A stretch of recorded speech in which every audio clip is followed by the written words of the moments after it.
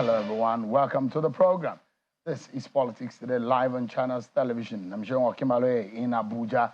Let's begin by telling you the letter of President Bola Tinubu to the House of Representatives, where he's seeking the approval of the Green Chamber of the National Assembly for an $8.6 billion and 100 million euro external borrowing plan for critical infrastructure in areas such as power, roads, water, railway, and health. The president also forwarded the Federal Capital Authority supplementary budget to the House for consideration. Meanwhile, the president will present the 2024 budget to the National Assembly joint session of the two chambers tomorrow.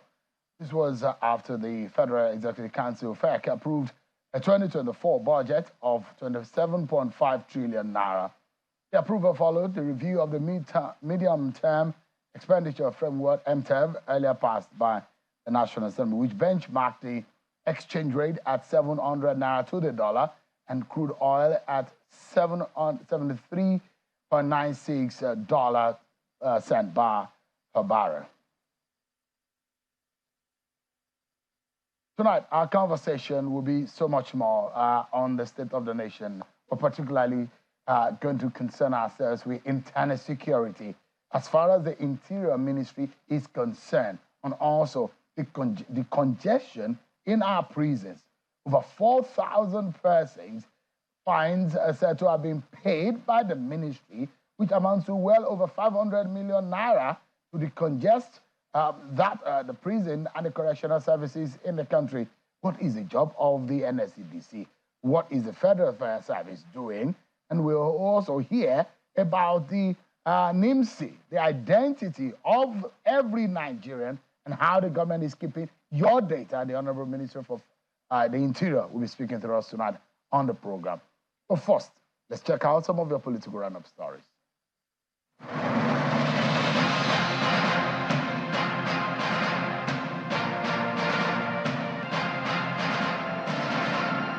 President Bola Tinubu will tomorrow present the 2024 appropriation bill to a joint session of the National Assembly. The Federal Executive Council approved an appropriation bill of 27.5 trillion naira for the year 2024. This followed the review of the medium-term expenditure framework and the fiscal policy to use an exchange rate of 750 naira to $1 as against 700 naira and a benchmark crude oil reference price of $77.96 as against $73.96 per barrel proposed in the MTEF recently passed by the National Assembly. Former chairman of the Independent National Electoral Commission, INEC, Professor Atahiru Jega, says for any amendment to be introduced to the 2022 Electoral Act, it must include the proscription of cross-carpeting prevailing among candidates standing for elections. Professor Jega stated this during a citizens' town hall on electoral reforms jointly organized by Yaga Africa and the European Union in Abuja. He also recommended the unbundling of INEC as well as review of the appointment process of the chairman, the national commissioners, and the resident electoral commissioners. Other stakeholders present are also demanding for the independence of the Electoral Commission. A civil society group, Yaga Africa, is calling on aggrieved parties to desist from engaging in a blanket blacklisting of judges as election appeal panels across the country continue to adjudicate on the various appeals filed before them. A board member of Yaga Africa, Mr. Ezenwa Nwagu, is warning politicians against castigating judges over what he describes as unfavorable judgments. He describes the trend as unhealthy for the nation's democracy. The trial of the former governor of the Central Bank of Nigeria, Mr. Godwin Emefiele, has begun at the Federal Capital Territory High Court, Abuja, with the EFCC fielding 3 witnesses. At the resumed hearing, the prosecution witness, one who is a top official of the Corporate Affairs Commission, told the court that Mr. Emefiele was not the owner or a shareholder of the April 1616 Investment Limited awarded 1.2 billion naira vehicle supply contract by CBN under Emefiele. He was led in evidence by EFCC lawyer Rotimi Oyedepo while tendering several documents on how the company was incorporated on August 1st, 2016. The trial judge, Justice Hamza Muazu, subsequently adjourned the case to 18th and 19th of January for continuation of trial. Emefiele's lawyer, Matthew Burka, who spoke off camera, says he is yet to meet his bail conditions. Mr. Godwin Emefiele is standing trial on a 6-count amended charge on alleged procurement of vehicles to the tune of 1.6 billion naira. He was granted bail to the tune of 300 million naira.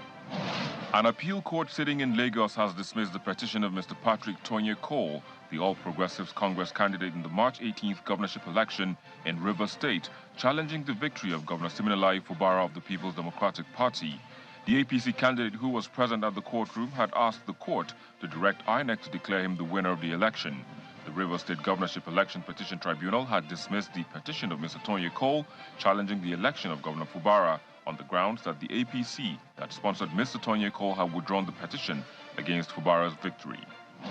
An Ogun State Governor, Dakwa Abiodun, says his administration has paid about 112 billion naira as pensions and gratuities to state and local government pensioners since inception of his administration. Governor Abiodun was speaking today during the swearing-in of 4 new permanent secretaries at the State Executive Chamber in Abeokuta, the state capital.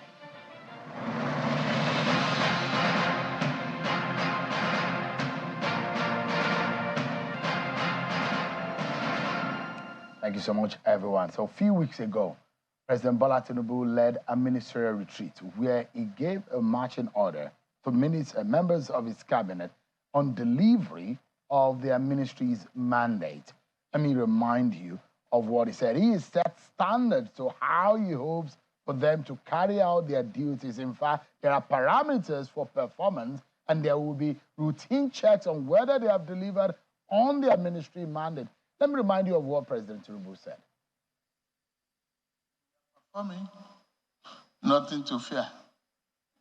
If you miss the objective, we review.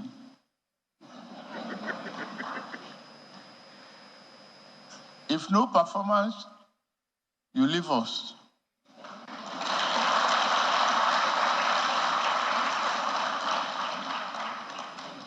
No one is an island. And the buck stopped on my desk. Don't be a clog in the wheel of Nigerian progress.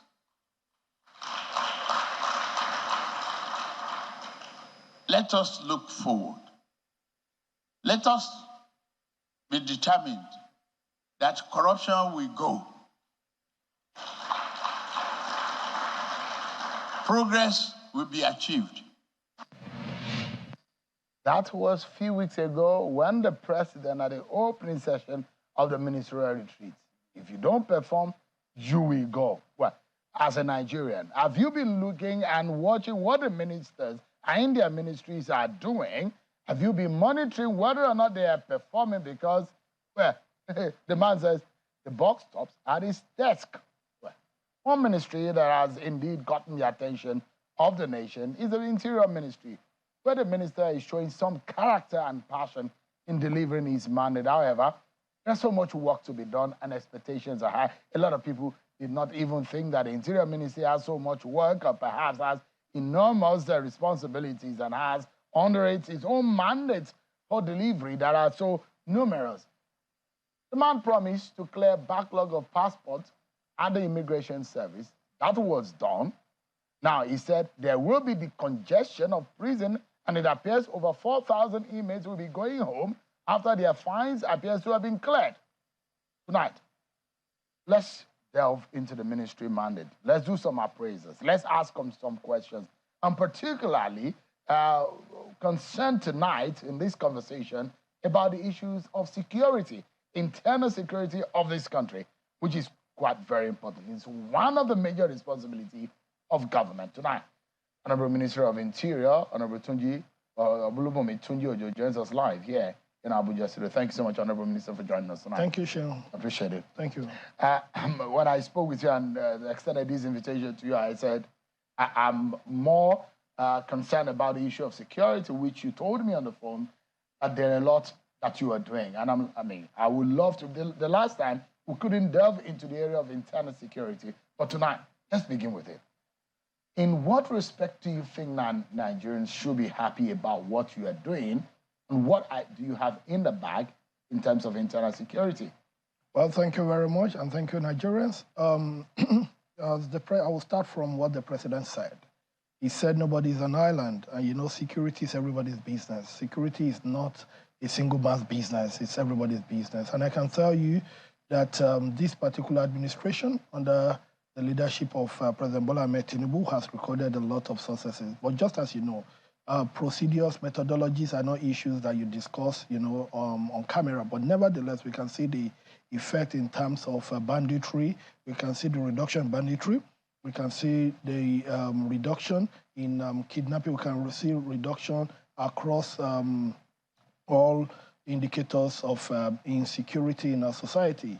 Just as the National Security Advisor said, a lot of coordination is presently going on, and all the police, Ministry of Police Affairs, Ministry of Interior, and of course, the Ministry of Defense, we are all working together in synergy to ensure that Nigerians can sleep with their two eyes closed. Having said that, but to the Ministry of Interior per se, I've always said this, and I'll repeat it again, that it is my principle, it's my belief, and I know that the President shares that same passion. In fact, he is the architect of this particular statement that is a secure border is a safe nation. You can only defend your country when your borders are actually secured. So in that area, a lot of work is being done at the moment in terms of border governance, in conjunction with other border security agencies. We are presently putting all the structure in place to be able to secure our border space. As I've said, our border is quite interesting. Two of the countries that we border in West Africa, then two are non-ECOWAS countries. For example, Cameroon is not ECOWAS, and I think Chad is not ECOWAS. Niger and Benin Republic, these are ECOWAS countries. So obviously, from those that are members of the ECOWAS state, of course, they can enter Nigeria by virtue of the ECOWAS treaty. But Cameroon and Chad, under normal condition, are not licensed to enter without visa or entry permits. So there's a lot that we need to do. So we have to be able to look at the effect of activities within the Sahel, how it affects our border communities, and also be able to look at the issues, as I always say, how do we make our country, our border communities more integral rather than being contagious as they are at the moment. So there's a lot that this government is actually working on with regards to that. And also, let me also speak about NSCDC. NSCDC, we know NSCDC is by law empowered to protect critical national assets. NSCDC is empowered to protect our brown waters. We're expected to protect even our mineral sites, and of course even some of our farmlands and our schools and a lot of things. So we've launched this Safe School initiative, which is to be able to ensure, the main objective for me and is to make sure that a child, either you are in the farthest of places from Abuja, should be able to have the same confidence as a child in Abuja has to go to school, and knowing fully well that he's going to go to school in a safe manner and come back home in a safe manner. So may you be in Maiduguri, may you be in Bakassi, may you be anywhere else, you should have the level of security that a child in Abuja has, or a child in Lagos. So we want to make sure that, as the president always says, renewed hope is not about protecting only the strong. It's about protecting the strong as well as protecting the weak. It's about making up for the inadequacies of the weak and making sure that there's a bridge that can actually transit the weak from the arena of weakness, of course, to the arena of strength, which is needed for economic and social emancipation of our people. I mean, correct me if I'm wrong, we have about 7 major land borders, isn't it? Land borders. We have border with Niger, we have border with Chad, we have border with Benin Republic, and we have border with Cameroon. Yes. Yeah, I mean, I understand that recently there were reopening of some of the borders.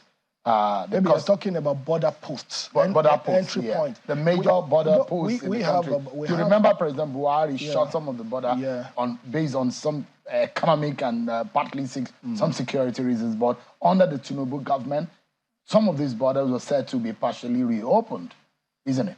No, the borders were not shut by Buhari against human migration. It was purely on the issue of goods and vehicles and stuff like that, which falls under the purview of customs. Customs is not under the Ministry of Interior. Customs is under the Ministry of Finance. I understand, but this is where I'm going. But for our entry points, we have about 1,800 entry points, both the major one, the medium, and the minor entry point. We have about 1,800, of which we have about 700 manned and about 1,100 unmanned, which are areas where the Tinubu administration is working so hard on to be able to make sure that all our entry points are manned, both in terms of human intervention as well as technological facilities. This is where I'm going to, Honorable Minister, and I'd like to know, because past administrations have complained about what the danger of our porous borders and what they are doing to not only our economy, but majorly the security of this country. And, you know, in fact, there was a time the accusation is that most of the attacks we get are not from aliens. Their external aggression are from aliens, those who are not even Nigerians, we do not know, and they are difficult to control. In fact, the narrative you will get in some part of the north is that the attacks will come, even in the northwest, the attack will come, and those people retreat, and they are not able to track them. In what way are you using technology? What technology are you studying? Which country's template are you using? What can you tell Nigerians about the effort of this government? Well, let me tell you this. As much as I wouldn't want to go into details, just as you know, I always say the security issues are not meant to be discussed on camera, but I'll say this very clearly to you. What you've just described is the scenario we're in Nigeria. It's called asymmetric warfare, you know. And prior to about 20 years ago, you know, before the advent of Boko Haram and stuff like that, we had symmetric warfare. But now we have moved from that arena. We saw, and in most countries, when you have asymmetric warfare, it takes time for you to be able to solve it. We saw what happened in Sri Lanka, you know, that took about 20 years, you know, with the Tamil Tigers. It took about 20 years because these people, they hit you, they fizzle out, they mix up, and it's a bit complex. So, but what we're actually doing, as I will say this, is that I said at the beginning, a secure border is a safe nation. We have understood that now. And there's no going back on that. The president is hell-bent on that. He has given us marching order as Ministry of Interior, secure this border. I want this border secured. And technology, of course, has to be involved because this is not 2003. This is 2023. So the role of technology as, of course, enhancement of solution delivery cannot be undermined in whatever we say. So we are looking, of course, there are three sectors. We look at the human intelligence aspect, which is very key because you can only protect people as much as they want to be protected. That's just the truth. We saw what happened in Afghanistan. We saw what happened in Iraq, what happened in Libya. If people do not support you, give you the human intelligence that you need, it might be a bit difficult for you to be able to solve problem of insecurity. That's one. Two, you need, of course, technology. You know, I will not want to tell you the technologies that we are understudying at this particular. So that is in the work. No, definitely. That's so in the work. You are able to have somewhat like a command and control center where you can be able to, per time, watch our borders. Is that right? Is that what you're planning? What you're saying now is like trying to, you want me to give you a glimpse at what is happening. Imagine, but of course, but I want to assure you. Is obtainable in other climes. No, what I want to assure you is there's a robust solution. As I said you earlier, found a solution. No, definitely there is. Like I always tell people, it's not rocket science. The problems of any country are not just peculiar to their country. I mean, whatever is happening here had happened elsewhere. So what you need to do is to copy. Of course, you adapt to your peculiarity and you paste. The CAP, simple. So, of course, that's the essence of research. Don't forget that some of us come from consulting and research background. So it's about the solution delivery that we are proposing across, but even beyond, but even in other areas, at things, looking at similar countries, looking at countries with similar challenges and with certain level of peculiarities that you might have, putting that into consideration, you copy, you adapt it to your own peculiarity, and you pay. So we're looking at it. Because, Honorable Minister, it was mind-boggling, and it was actually heart-wrenching when our girls were being kidnapped in their schools in the middle of the night, when our boys, young boys, were being taken in Adamawa, in their schools, in their hostels, And they are taking hours after this happened, no intervention. And they do say, security experts will say, look, the very first few hours after such kind of attack is very crucial. A lot of the times we hear that they have been taken out of the country. And that's why a lot of people will say, and we've spoken, Channels Television has held a special town hall on national security. And these solutions have been proffered that we should not have a situation where attack will be done on our soil, and hours later, we do not even have an idea, a clue on what is happening. Kuje prison was attacked.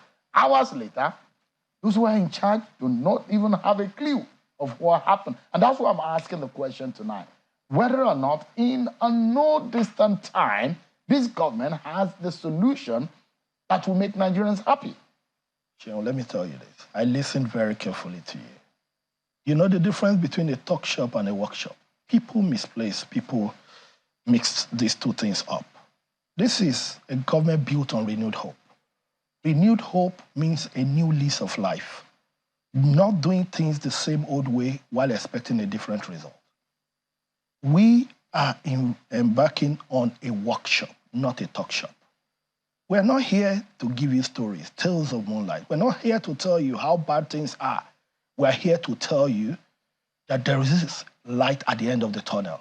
And we're here to tell you that under the leadership of the president, and of course, the team that he has assembled, we are hell-bent, we are determined to make sure that we solve these problems. Because the only interest that is worth protecting at every point in time, it's not just the interest of individuals. Of course, never the interest of any individual, but the interest of Nigeria. Understanding that Nigeria first, Nigeria second, and Nigeria always. And this can only be done when there is security. So you can't be rest assured, and I give you this, live on TV, that we're working around the clock. The president is not sleeping. He is the chief security officer of Nigeria. He's the CSO of Nigeria. That's the truth. And he's a commander-in-chief of the armed forces. And he understands that the primary responsibility of government is security of lives and property. And I want to tell you, it's not by mistake that you can see decline in the level of attacks. It's not by mistake over the last couple of months that you can see progress, that you can see that we've been able to make progresses, that we've been able to even surmount certain hurdles. Rome wasn't built in a day, but be rest assured, we have the will. Be rest assured, the capacity is there. And be rest assured that in no distant time, Nigerians will be able to sleep with their two eyes closed. It is only then that economic and social emancipation can come. We understand that for us to attain our economic potential, we need to defend and protect this country. We need to take our country back, and this is what we are doing. Be rest assured, we have solutions. Technology solution. Both technology and even human solutions. It's not just about technology. Yes, you can have the right technology. If you don't have the right human intelligence, it will be screwed up. You'll be screwed up. So it's a hybrid solution. I always say this. There's no silver bullet to insecurity in Nigeria. The only solution is a cocktail. We have to be able to bring all solutions together. It's a cocktail of solutions. We are determined. That's the most important thing. Right. And of course, the determination is backed up with capacity. And you can be rest assured in no distant time. Are you relating with private interest in also ensuring? Because some of the private security interests are some of the highest employers of labor. Definitely. What are you doing in that respect? Well, I'll tell you this very clearly. Thank you for the question. I believe in the context of what you're, if I may rephrase it, I think you're talking about the private security companies, right? Yes, in the enhancement of internal security. I guess that's what you're talking about. Fantastic. When it comes to that, it's a major part anywhere in the world. Even in South Africa, the ratio of the private security to the public security is a ratio 2-to-1. Even in Dubai, it's there. In Sweden, in so many countries, even in the United States. Looking at our population in Nigeria, we have about 370,000 police officers in Nigeria. We have about 68,000 civil defense officers. Cumulatively, that gives me roughly about 430 something thousand. Less than 450. Yeah, no, about less than 450. And of course, a country of over 220, 230 million. On the law of average, it means that one security official, either police or NSCDC, is to 517 people. So that is a huge number, one of the highest anywhere in the world. So for us to be able to bridge that gap, we must be able to look at how to revamp, how to rebrand, and of course how to reinvigorate the private security companies. It's very key. Just today, I just flew in from Lagos because they had this private security summit in Lagos that I attended, and I said it very clearly there that the private security, we cannot talk of national security or internal security without talking about them. That's just the truth. And don't forget, they employ millions of people. We have about 1,850 private security companies in Nigeria. But the issue is this. It's not about the number, it's about the capacity. It's about the knowledge, it's about the technical know-how. And of course, it's about the level of training and knowledge transfer that exists. You know, these are areas we need to. And also, we must also look at the law, because the Private Companies Guards Act of 1986, it's old. You know, the security challenges in 1986, of course, are not the same as 2023. So obviously, we need to rework the law. And I want to tell you, the ministry is already working on that. As a matter of fact, we've set up a committee headed by the Permanent Secretary, Ministry of Interior. We have representatives of NSCDC, because NSCDC that supervises them, that oversees them, I mean, the private security companies. And of course, we also have the Association of Licensed Private Security Practitioners of Nigeria as representatives on that committee. So we are reworking the law, reworking the whole methodology, and we are trying to come up with a new SOP. Apart from the law, a standard operating procedure, you know, for the particular industry. I mean, when the attack in Owo happened, in the Catholic Church in Owo, there was an order by the governor, Rotimi Akeredolu, that most private interests and government organizations must now have CCTV cameras.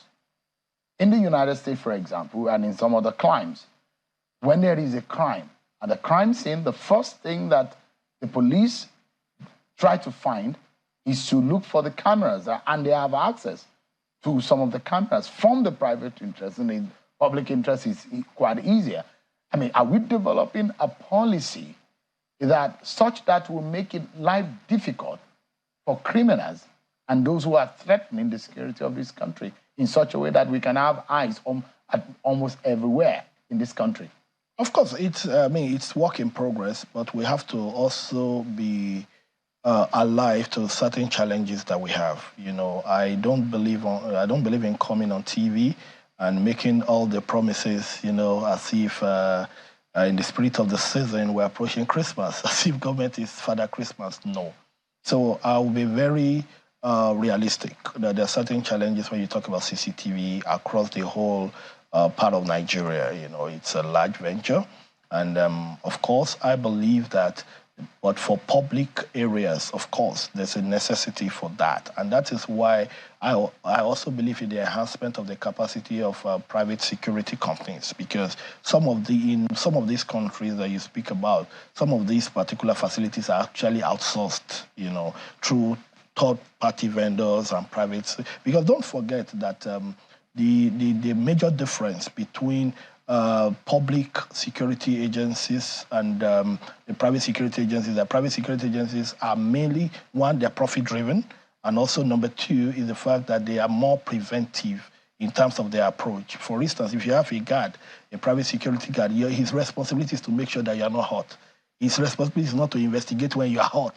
So they are more preventive in terms of their thinking. So these are areas that we need to really work on. It's a good initiative, but we have to be able to take it one after the other, probably look at areas of high heat wave, you know, like Lagos, Abuja, Kano. Some of these are commercial areas, because it is not just rocket science. that the level of criminality, one way or the other, tends to be higher, in urban areas and stuff like that. So because we have to look at power issues, we have to look at other social issues. But of course, it's one that we really need to sit down, work around, and try to create a solution that will enhance the capacity of our security agencies to be able to deliver on their mandates. You touched on the identity of Nigerians such that security agencies can be able to identify who is involved and who is not involved.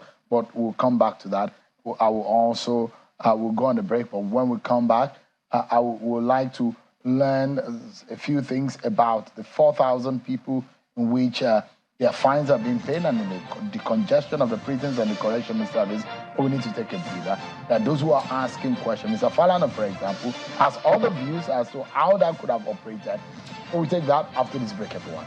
Join us again. Thank you so much, everyone, for staying with us tonight. The Honorable Minister for Interior, Oluwumi Tumbi Ojo, is our guest tonight on the program. We're having a conversation on the mandate of his ministry. Let's get back to the conversation. But I remember that you promised, it was on this program, you promised that you were going to clear the backlog of passports, which you came back and you said it has been cleared. You promised automation and the ease of applying for passport in Nigeria. Has that been done? Well, we promised, we gave a date. We said December. That's what we said. And I can tell you, we are 99% done. In fact, we've done the testing, and we should be going live in the next 1 week or thereabout. And as I said, that will ensure that Nigerians, all they need to do in an immigration center, a passport center, is just biometrics, just to take your fingerprint. That's all. So you do all of those other processes. Everything is going to be pre-biometrics everything in the comfort of your home. Yes, of course. On your phone, including uploading your passport picture, or just like uploading of your supporting documents. Exactly. So we are doing that. I think it's a minor. We have gone beyond that. In fact, we've gone through it. They would have gone live about 2 weeks ago. But I saw some errors when they came to do presentation, and I said, no, this cannot be this cannot be this.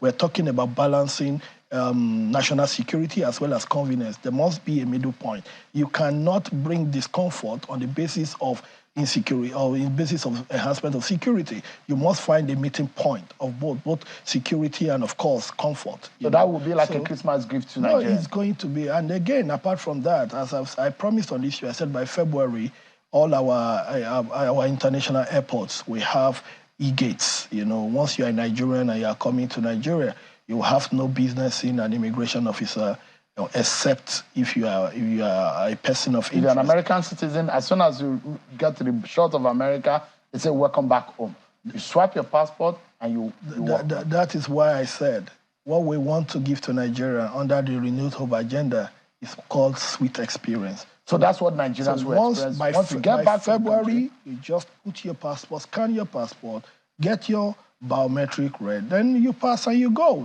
So we're already doing that. As a matter of fact, the first consignment will be delivered by Saturday this week. The first consignment will be delivered, and I believe in the next 2 weeks we'll have started the configuration of the first consignment in Abuja.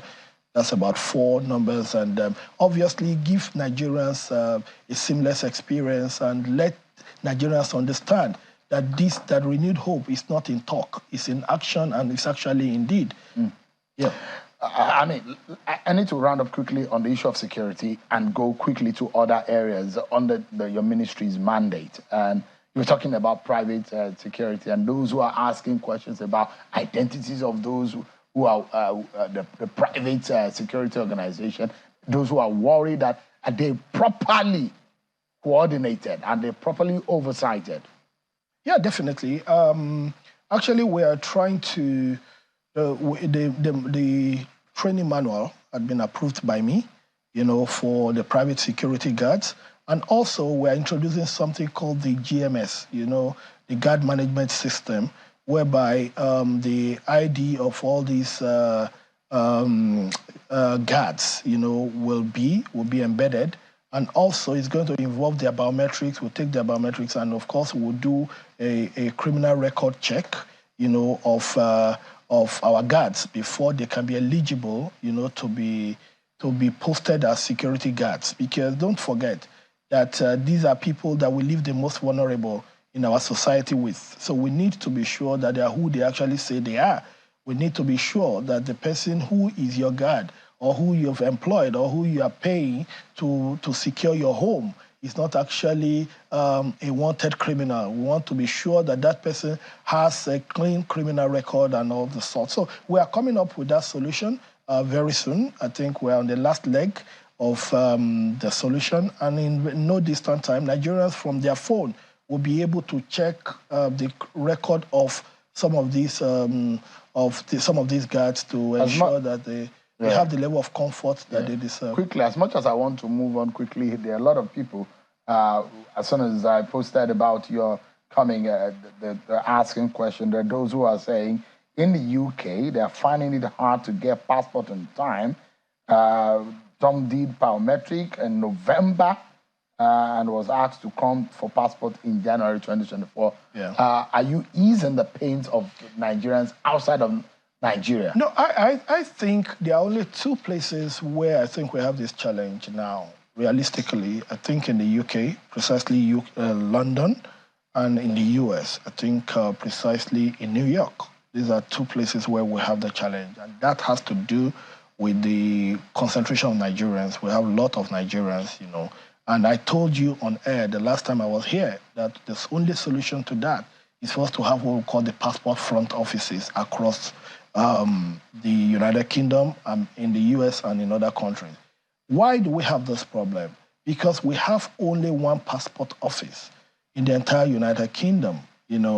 Somebody who is in Edinburgh, Scotland, somebody who is in Cardiff, in Wales, or somebody who is in Belfast, in North Ireland, must come to London. Or somebody from Manchester, or somebody from Birmingham has to come to London to come and capture. So what is the capacity that we can take in a day, and how many people do we have, asking for passport? Don't forget that we have hundreds of thousands of Nigerians, resident in this country. So the only solution to that is there's no quick fix. But we have assured Nigerians that by February next year, we'll have opened our front offices, such that we'll have front offices in Manchester, we'll have in Birmingham, we'll have in Cardiff, in Wales, we'll have in Scotland. So once we have this, definitely, it will reduce the stress of Nigerians, it will reduce the waiting period, and of course, it will bring efficiency into the whole passport procurement system. Let me go straight to the issue of the prisons. You ordered an investigation to some officials who are aiding terrorism. What is the outcome of that? Well, I ordered investigation, but I will not want to sit here and say to officers aiding. They are not. It will be wrong to be conclusive. Exactly, that allegedly. I would love you to put the word allegedly, because it's still an allegation. As much as I'm not protecting them, I'm not shielding them, but the simple truth is there are mechanisms which we work. So there's an allegation, and people have the right to defend themselves. We believe that as much as we don't like to be exchanging words, in front of camera, but we believe that if the defense headquarters, if there's an information like this, it will have been more in the spirit of harmonious working. It will have been more harmonious, and it will have been more benefiting to the nation if this information had been passed, to the ministry, shared with the ministry, and we can do our house cleaning, But I was a bit surprised because, like a week before then, I was with the Chief of Defense Staff, and issues like this didn't come up. But like what I said, we're not here to exchange accusations. We're not here to defend accusations. We're here to harmonize our positions, to collaborate, and to be able to work together in the how far with the investigation? Yeah, the investigation is going on. When is the report likely to come up? Well, I will not sit down and tell you that now. Would you make the report public? Of course, if it is in the negative, we will, definitely, because people, that is treason. It's treasonable, as far as I'm concerned. You cannot be an officer of government and you swore an oath to protect and defend the integrity of this country, and you will compromise it by conniving with terrorists. That would be despicable, will be unacceptable. That would be the most ridiculous. That would be, in fact, it's out of this world. It's unimaginable. It's unfathomable. It's not something I can even just imagine in my head, that an officer of law will go as low as conniving with terrorists to attack the nation. That is a treasonable offense. And I hope that this government will take that seriously. I want to tell you, that can never, under any guise, under any condition, in whatever manner, be swept under the carpet. It's a serious allegation. We're hoping to hear from you. It is a serious allegation, and you can't be rest assured. Yeah. In the interest of Nigeria, I have always said this, the only constant in Nigeria is Nigeria. The interest of Nigeria is the constant. We are all variables. Today, I'm Minister of Interior. Yesterday was somebody else. Next tomorrow will be somebody else. Today, President Bola Ahmed Tinubu is the commander-in-chief. Yesterday, it was President Muhammadu Buhari. There will be presidents in the future. Today, Senator Godswill Akpabio is Senate President. Before, it was Ahmed Lawan. Before Senator Ahmed Lawan, we had a David Ma, we had a Bukola Saraki. We are all variables, regardless of our offices that we occupy. The only constant is the interest of Nigeria. So if an officer, and I repeat, an officer, because the president has given us a marching order. As we have signed, I tell people, when we signed our contract with the president, you heard him speak. That was an undated resignation letter if you don't deliver. So for somebody to undermine the security of this country, to undermine the integrity of this country, to undermine the reputation of this country, for such person to undermine what we stand for in this country, to undermine the effort of government, it's a treasonable thing. Minister, because of the time, so let me quickly touch on what Mr. Falana, his objection. But please, before you move to that, let me say this. By saying what I have said, it does not mean that I have agreed that the allegation is true. I have not said it is true, but we will investigate to the latter. Okay, all right. We'll be looking forward to that, Minister. Quickly, in the decongestion, over 4,000 actually, of those who have less than about 1 million naira fine are being eased out of the prison service. That event, happened in Kuje. Mr. Falana, a senior advocate of Nigeria, said, that money should have been used for the welfare of the inmate rather than being used in the manner it was used. Do you agree? Well, I will tell you this very clearly. There is no welfare that is more important than freedom, as far as I'm concerned. My elder brother is somebody I respect a lot, and he shared his opinion with me even before we brainstormed about it, because somebody I have enormous respect for. But my position is that we didn't spend a kobo of government money. Let's not forget that. We were able to rally the private sector as a form of CSR to release these people. And also, when they talk about pardon, they talk about prerogative of mercy. Prerogative of mercy. You have to understand how complicated and complex these issues are. Do not forget that about 72% of our inmates are actually state offenders. They are not federal offenders. Let us take note of that. So if you want to go that route of pardon, you know how long we've been on this setting up of panel for pardon, whatever. So I'm not saying it's not doable, but to me, it will take a bit of time. And I do not believe that a Nigerian should spend an hour in custody due to poverty or economic status. There are people, as low as 4,000 was their fine. They were unable to pay fine of 4,000, and they are in correctional centers. Why should the man stay in correctional center because of something as low as 20,000, something 100,000, 50,000, 4,000? We are human beings. Before we talk about, there has to be compassion. Governance is about compassion. It's about understanding that we are here to be able to bridge the gap between the weak and the strong. So what we have done is to to pay off these fines, and of course, not just fines, but compensation, because there's some people, you pay fine, then there's compensation for something to... For the party that are involved. So we were able to sort all those ones out, That's what came to 585 million. And the good thing for me, and that's the joy of this administration, renewed hope, as I always say, it's about bringing smile, to people. It's about giving people hope and knowing fully well that Nigeria is where Nigeria is today does not mean a greater Nigeria does not lie in the future. And the future starts from now. That's what we're trying to do. So before you go on, let me say this. You look at the economy of scale. To feed these 4,068 inmates, it costs government about 3 million, over 3 million a day to feed them. Multiply 3 million a day by 365 days. It means we raised 585 million from the private sector to offset these fines and compensations to save government of average of 1.1 billion naira per annum in feeding. That's just the economy of scale. So to me, what's the economics? What is the justification behind feeding somebody with 1.1 billion, why holding him for 585 million? Especially when that 585 million isn't coming from government. Yeah. Minister, we are totally out of time, but let's do justice to the fire service. The last time we were not able to touch on, but there are those who believe that when there's a fire situation, there is no hope. A way out of access. There's no way to be able to get out of it. Fire service, are you getting it back on track?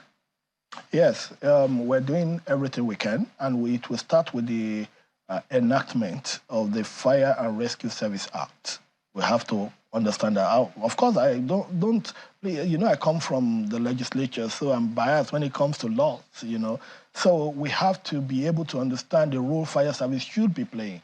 And we must come up with innovations on how the fire service, apart from solving fire issues, the fire service they're supposed to be the first responders, in any emergency situation. The fire service goes beyond just tackling fire or combating fire. The fire service goes into rescue. Even when there's an accident, when there are issues, they are supposed to be first responders. That's the way it's done all over the world. So we must now understand and ask ourselves, how come the fire service elsewhere is one of the highest employers of labor, but in Nigeria, they're not really doing so well in terms of employment and in terms of capacity and capabilities? So we have to ask ourselves, number one is the issue of the law, which we are working on now, to be able to rework the law. I believe it's in the National Assembly as we speak. I think the Deputy Speaker actually sponsored that particular bill of the Fire and Rescue Service Act. So we hope that will go through the legislative process and get assented to. Then after that, we must now sit down and really redesign, looking at our architecture, looking at our geographical spread as a nation, to be able to ask ourselves, I want to know the reason why. It will interest you. Let me say this. In most buildings, you see fire extinguishers. But to those buildings, to a lot of them, fire extinguishers are nothing but piece of furniture. That's the truth. People don't even know how to use these centers. So my question is, for commercial centers, for religious centers, and of course for non-residential centers, and even our markets and co. Why can't we have people that we call the fire and rescue service officers, So the fire service will go beyond the issue of tackling fire. They will be able to be trainers, train the trainers, be able to accredit, just like NSCDC does for the private security company, and be able to license these people to be able to combat fire at the earliest stage before help actually comes. We're totally out of time. Unfortunately, I will list almost 100 items to deal with. We won't be able to scratch it off it. But thank you so much indeed for your time, and I wish you the very best. Thank you. I indeed wish you the very best in the real sense of it. Thank you so much, Honorable Minister for Interior, Olubunmi Timiyojo. Thank you so much for coming. Thank you for having me. But that's our show for tonight, everyone. Many thanks for watching. I'm Sean Kimaloe. Bye-bye.